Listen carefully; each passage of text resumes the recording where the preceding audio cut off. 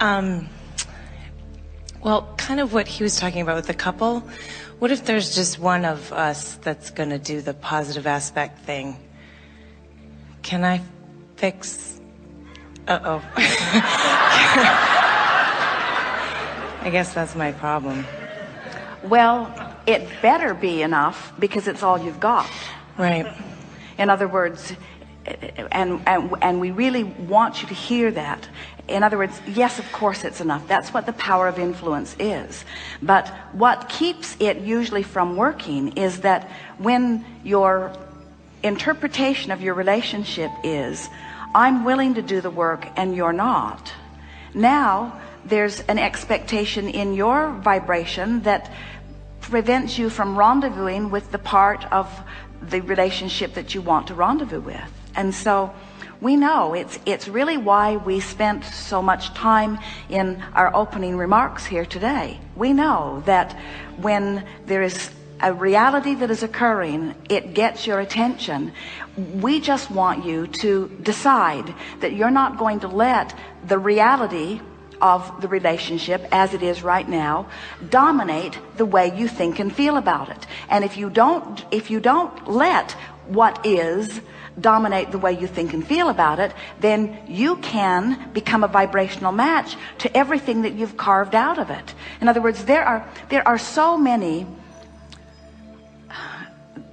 Often people will say, my second marriage was better than my first, or my third was better than the first two, or my fourth were better than the first three. In other words, people are often moving on. And the reason that it gets better and better is because with all of that sifting, they are asking with greater clarity. But it isn't until they stop focusing upon the part of it that they don't want that they become a vibrational match to the part of it that they do want. So, yes, in answer to your question, one who is in the vortex, consistently aligned with the relationship that you really want, has the power of influence to evoke or to attract the other more and more often into the vortex too. But we don't want to leave you thinking that this creative work is about you adjusting your vibration so that you can change the behavior of others. We want you to think about adjusting your vibration so that you can match the full version of what you've put there. And so in order to make what we just said really clear, we want to ask you a few questions. When we talk about the bounce side of the vibrational wave, does that make sense to you? Yeah.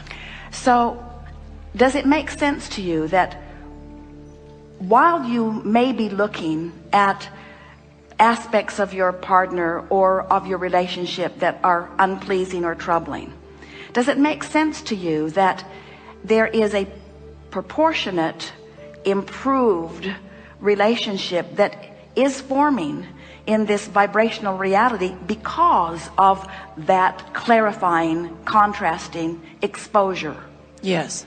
So then you can accept that you've got this relationship and you've got this relationship. So the question, the answer to your question, but the question that we want you to ask yourself is, if you believe that you've got two relationships going, now we know this one's more compelling, this is the one that comes home at night, that we know that this is the one that you can see and hear and smell and taste and touch. But if you accept that you have two relationships, one that is past tense and one that is really present tense, and you decide that you're going to tune to the present tense relationship, you're going to tune to the one that feels good, you're going to align to who you are and to all that you've created here. When you accept that, then it is our promise to you that one has to become this one. The manifestation has to become the same. Now hear the difference in the important question that you ask. If you believe that you have to stand in the current relationship and through your words and action convince another to be different, now you've lost your power because you had to leave the vortex in order to accomplish that. But if you accept that no coercion, no convincing has to take place, that it's just the alignment between you and you, Now you come into your power, and now one who's in the vortex is more powerful than millions who are not, you see. That's what the power of influence is. Right.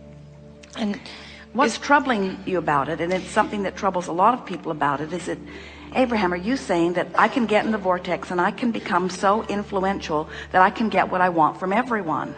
And isn't there a little coercion in that? And we say, you can, when you get into your vortex, the universe will yield to you from every particle of the universe what you want, as it is now doing. In other words, we want to convince you that it's not that your partner's not doing the work, or not even that your partner doesn't agree with the work you're doing. It's your attention to that that holds that in your vibration.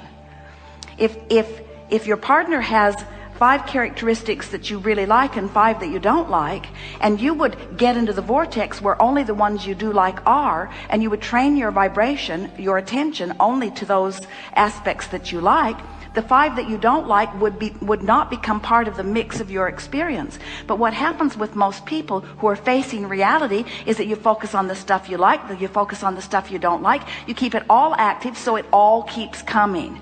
And then it feels like you need to do something different. And we say, no, that's never true. You need to do something different. You need to tune yourself to the best part of your partner.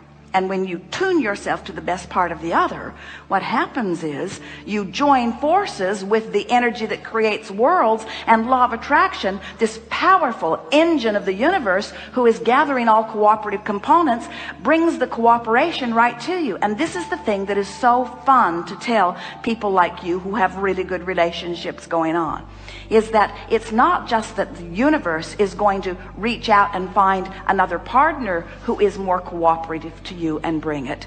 The universe will reach right into that partner and bring cooperation. Oh, that's what I was hoping. That's good. So I really like him. Yes, yeah. With good reason. Yeah, and so sometimes it's so weird. I really like this guy a lot, and he really likes me too. And I get nervous.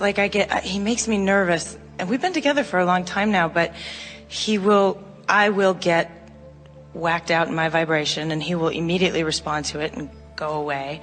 And then I will relax, and then he'll immediately come back. Well, we would like to tell you the secret to attracting a partner who consistently feels more comfortable with you. When your dominant intent is alignment with who you are, so you're taking out of the equation any pointing at him to change, he's going to really like hanging around you. When you completely accept the responsibility for your own happiness, oh man, he is going to enjoy that so very much, you see. Yeah. Imagine the freedom that you or anyone would feel if someone says to you, it is my intent to keep myself in a really good place, and it's not your job to feather my nest. I'm going to do everything I can to keep myself in a really good place because I want to have a really good life with you. That's the perfect formula for a wonderful relationship. But on the other side of that is, well, I want a good life, and I know you want one for me, and as you behave in that way, I'm not having a very good life, so you need to give up some patterns and maybe even some things you want for me. Well, that's like asking water to flow uphill consistently. In other words, everyone, you just have to accept it. It is the most natural thing in the world for everyone to selfishly want to feel good, you see. So you're like a breath of fresh air when you sweep in and say, I want to feel good, and I work to keep myself feeling good, and when I feel good and we're together, oh, it is a wonderful thing, but you're not responsible for my feeling good. The majority of relationships that break down are because, and of course it's never accurate or appropriate to throw a blanket over anything and call it all the same, but very often women feel insecure, and so they ask for changes, and men want freedom, and the more insecure she feels, the more freedom he doesn't feel, and that is the basis of most broken relationships. And that's why when you get out of whack in your vibration, your words, when you're out of whack and therefore not feeling good, then all that stuff, he starts thinking that that he needs to do something different, which he doesn't want to do and often can't do, or he thinks that you think he should. And if you can make it very, very clear, I'm out of whack and it doesn't have anything to do with you. I got to get myself into alignment, because if there's one thing that I promise myself every day, say to him, it's that I'm going to be as in alignment and therefore as feeling good and therefore as clear-minded and as fun and as full and as frisky as I can be as I interrelate with you. He's going to love hearing that. And then as time goes on and he sees you in one of your off moments, he'll say, you need some space, don't you? In other words, because somebody that says, what can I do? That's headed for trouble. If you've got a partner that every time you're out of whack says, what can I do to make it better?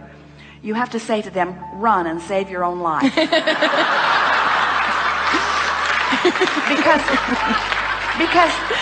Because if you let them try to make your life better, your law of attraction will just bring more trouble for them to solve. And then before long, and it won't be very long, your relationship is one where the other is resenting, you see. Where if you're both stable and sure, and then coming together because you're stable and sure, oh, what a wonderful relationship that is. Evolving, changing, growing, expanding, becoming, and feeling good every step along the way.